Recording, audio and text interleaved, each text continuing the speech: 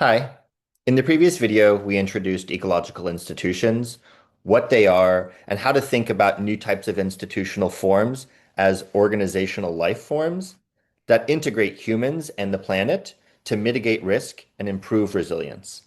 If you're unfamiliar with these concepts, you should try that video out first. And in this one, I want to focus on a particularly evolved version of an ecological institution using a tool being developed by River Computer called Waka. Um, to begin with, for the last 5 years, we've been working to publish writing and original applications around this notion of what ecological institutions are. And in some very condensed form, you can think of them as creating discrete digital addresses rooted in land such that non-human entities can retain data in the form of memory, funds in the form of like energy, and contracts as logic. And this is wrapped in a kind of legal container. And I'm going to show a novel application of that process, not through the lens of personhood, but how to think about ecological institutions inside of land covenants. So we've been publishing and working through these ideas for quite some time, and we've been getting a lot of interest in this internationally around different communities who are interested in applying these ideas. Um, Sometimes they get more complicated, but at the root, we're talking about a way that a discrete digital addressing system can enable the more than human world to be a trust of data, as well as a fund of currency and a retainer, an owner of contracts and logic. So in the process of publishing this work, we've been tracking a number of different examples that bring agency to the more than human world in ways that have not been explored to date. And one of the most sophisticated and beautiful examples is Taranaki Maunga. I won't be speaking about Taranaki today, but it's an active source of discussion between River Computer and a number of representatives within Aotearoa on Taranaki Maunga. But other examples of potential places that are referred to as Taonga, sacred sites within Aotearoa, could be really fertile ground to test out the direct application of ecological institutions, not in some speculative manner, but in a concrete and tangible way. So we do what any individual would do in this process, which is get involved and join Zoom calls, build relationships, and show up and show up and show up and show up until eventually you find yourself like directly in the middle of a land sovereignty, land back movement, the Mana Motuhake movement of the Maori people in Aotearoa, of which I'm actively aligned and an active participant. Showing up in context like this is a nuanced and like important thing to discuss. And I want to foreground the notion of covenants as like an initial instrument, totally analog, not digital, not fancy by any measure, as a way to introduce how one shows up in right relation. So in showing up to Aotearoa, like I did previously this year with my colleague Will Gardner, we brought a covenant that we signed.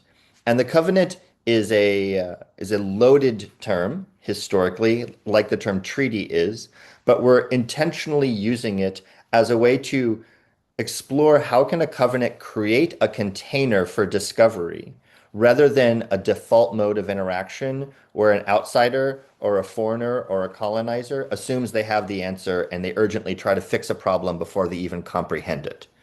This covenant is designed to create the space for discovery, to see how novel approaches in law, economics, digital public infrastructure, and identity systems can be instrumental to the land sovereignty movement without assuming that one already knows the answer before you arrive. And so I encourage anyone working in this space of allyship and collaboration to think through how they might create covenants that structure agreements and first principles around what are the appropriate ways to collaborate. And so in any scenario where I introduce myself in a longhouse, a marae, the covenant is a really helpful way to introduce myself and the context from which I'm coming to ensure some baselines. So there's a number of different sites that are actively being discussed as potential ecological institutions within Aotearoa. They're all in the North Island and all particularly in territories which have never settled with the crown, meaning there's never been a compensation and therefore a concession of sovereignty, particularly in the northernmost region that I'll be discussing. So in this context, The Maori iwi often identify as never having settled. It is sovereign territory. And so an interesting opportunity has presented itself in this collaboration um, where we can explore the integration of an ecological institution into the process of land rematriation. And that is another way of saying land back. And this is an excerpt from a larger document that's currently being finalized and signed between the Far North District Council of New Zealand, which are representatives of the Crown, and the Ngā Hapu o Ahipara, the many Hapu governance councils that represent Ahipara, a northern region in Aotearoa. So this is a land transfer agreement. This is a land back agreement, which is a rare and kind of beautiful entity to encounter. And conditional in the land back agreement is a number of clauses that specify a co-management strategy, meaning that the Maori iwi of Ahipara and the Far North District Council will work together to ensure that the land which is rematriated is protected and maintained under its original ecological and cultural significance for perpetuity.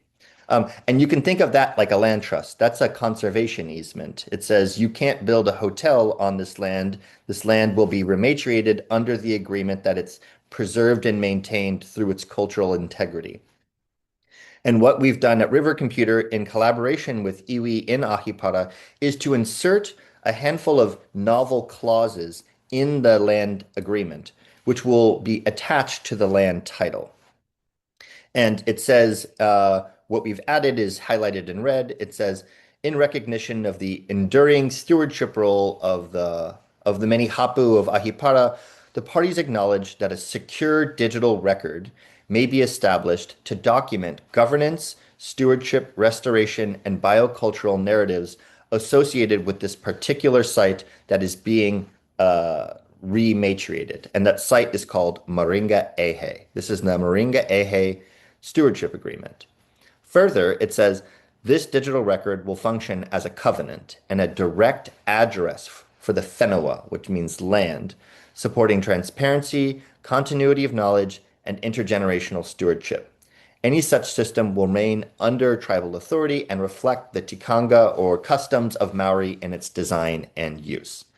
So what we've done here is we've inserted into a land back agreement the concession that a digital record, a sovereign digital record, will be attached to the title of the land and will be used as a trust to reflect and retain actions around the land stewardship.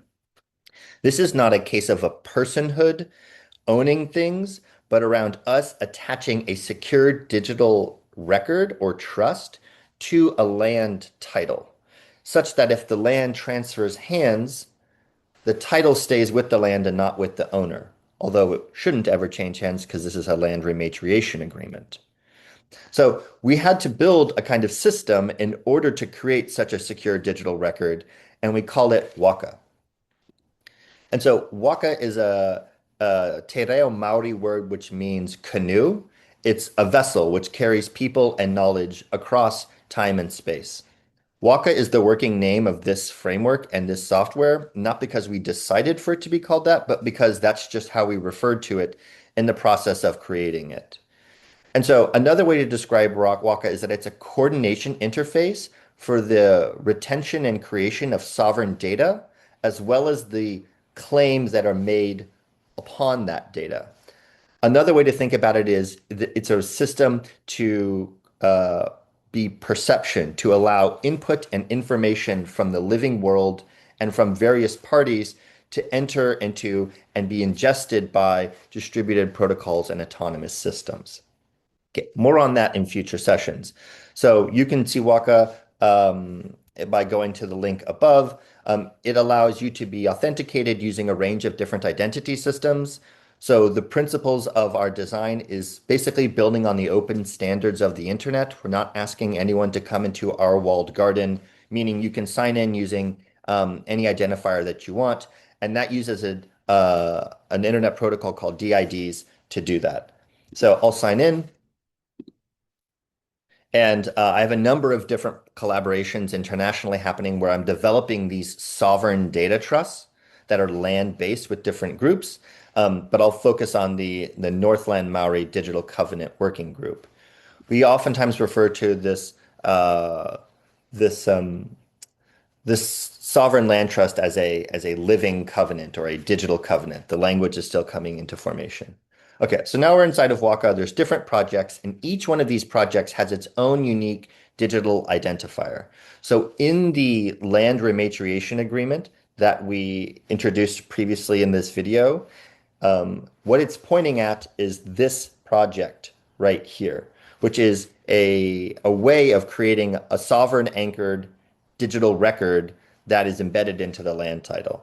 And you can see it has a few things. It describes the sort of name of the project and its context, as well as the resources or like the media artifacts that are going to be held by the land, the claims that are being made upon those resources, the assertions, and then where they're anchored. How are they pinned in some durable substrate, which is a big question and lots to discuss there. So this is Waka from Moringaehe. It's a sovereign record that's being embedded into the land rematriation agreement. And it's comprised of files and artifacts that are what you might expect a record of this sort to retain. There are historic photos that are being gifted back to the iwi of Ahipara, which will also be held within the Waka. But it goes all the way back to holding artifacts from the Maori land court around the designation of the site in 1893 as a site of significance, of cultural significance. It also includes transcriptions of discussions that River Computer and an organization called A&T Trust, a confederation of iwi in the Northland of Aotearoa, had in discussing which project, which site should be the best potential pilot for developing ecological institutions.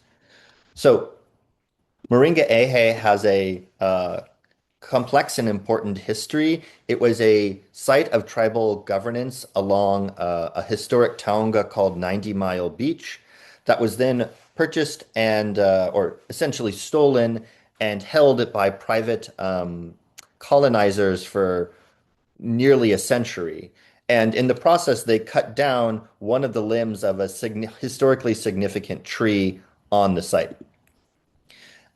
Roughly 10 years ago, an occupancy movement formed by Northland Maori iwi, the ones we're collaborating with, to establish the cultural significance of Moringaehe to the Maori people. And this process has catalyzed the formation of this land back covenant, this land rematriation document that I showed earlier. So we can look at it inside of Waka. We can look at all of these artifacts. We can add additional resources to it that myself and other collaborators from the Moringaehe site and from the iwi are doing. We can also look at this as a graph, as a collection of resources that correspond to different significant efforts on the timeline of Moringaehe. So it's commemoration, resources related to its governance, the historical occupancy of it, as well as documentation of the pilot that's happening here. So I can take any one of these resources and go through a process of anchoring it using Waka, which will allow us to pin that resource to a persistent, durable digital storage system. And Waka by design is agnostic to which one of those sovereign data systems one should use. So it's a highly modular design where you could use IPFS with Filecoin, you could use a personal data server, you could use an entirely custom tribal developed system for data sovereignty, and it has the ability to anchor across different substrates, leveraging the best potential for each one of them. So this allows us to take essentially a collection of resources inside of the digital record and pin them to a persistent digital substrate. This opens some really interesting questions around data persistence and longevity. What is the way that we would hold these files for perpetuity? Maybe that's impossible. People typically think about data storage and like long format data storage, the type of thing around uh, sacred sites retaining their information for perpetuity. They oftentimes think of that as a technical problem, when in many ways it's a social problem. Who will keep the servers running? How are they protected against censorship? What is the economic model that keeps the lights on for this data to be maintained? So River Computer is very actively in the space of research around like long format data storage, and that is a natural consequence of the fact that we're dealing with creating long format secure digital records embedded in land and potentially embedded in trees, embedded in river systems or watersheds or whole bioregions. The precedent that we're establishing is that we can attach a secure digital record to the more than human world and allow the durable anchoring of resources to that more than human entity, but then further making claims on those resources. So in the documentation below, we have transcription files of different conversations that specified that Moringaehe would be the pilot site for this first ecological institution. And Waka came into being to serve that purpose. But this is just documents. This is just artifacts. And what really matters is that we want to be able to assert like human readable claims around what is that evidence, what are those resources doing in a way that's sovereignly held and able to be governed, permitted at a local level by the hapu or the tribal authority in Aotearoa. So we run a process where it's validated, and we can discuss the range of different ways that validation can happen within Waka. I'm not going to spend time on that, but I will say that we can then assert a human readable claim, which says A&T Trust representatives confirm that Moringaehe is the best pilot site for a Maori ecological institution. And this claim also can be anchored and pinned to durable substrate. We have the ability to issue it across different blockchain ledgers or on AT-Proto as a hypercert, or essentially anywhere you want to put it. So not only does the secure digital record hold information about resources related to the site and its identity, but it becomes an infrastructure, a sovereign digital infrastructure to hold claims. And I think one of the most interesting things to think about within this, you can pin to Ethereum attestation service, hypercerts, regen ledger, etc. Just to note, one thing we're really actively working on is allowing these claims to trigger smart contracts so that the Waka is creating community validated assertions that are then triggering actions like fund remittances or permissioning. Um, so one of the here's a set of examples of the different anchors and issuances that are currently being tested within Waka right now. So I think one of the most interesting and important origins of this story is the idea around consent, because consent presents a really complex and important question. Consent cannot be authorized by an external entity. And oftentimes in juridical systems, that is what happens. But consent is like locally held and locally validated. It should also be locally stored or sovereignly stored, meaning it can be revoked, it can be modified and edited. And so consent presents a condition around information storage and claims made about information that sort of defies the conventional model of a objective third party validating information and having it be held on external servers or external storage systems. Consent must be held in a sovereign way locally and authorized and validated locally. And so Waka as a project has formed as a way to initially be an infrastructure for consent. But that creates much more complex and interesting questions. So I'll stop there and say that the applications for Waka are vast, and we're working with a number of different organizations internationally to pilot implementations of Waka being used as a secure digital record for non-human or land-based entities to retain data as well as claims, and eventually be able to integrate with funds like sovereign funds to hold currency and execute contracts based off of those funds. Um, Thanks for watching. There's a lot of work to do. If you're interested in learning more, you can reach out to me. I'm Austin Wade Smith, and you can learn more about River Computer. Thanks.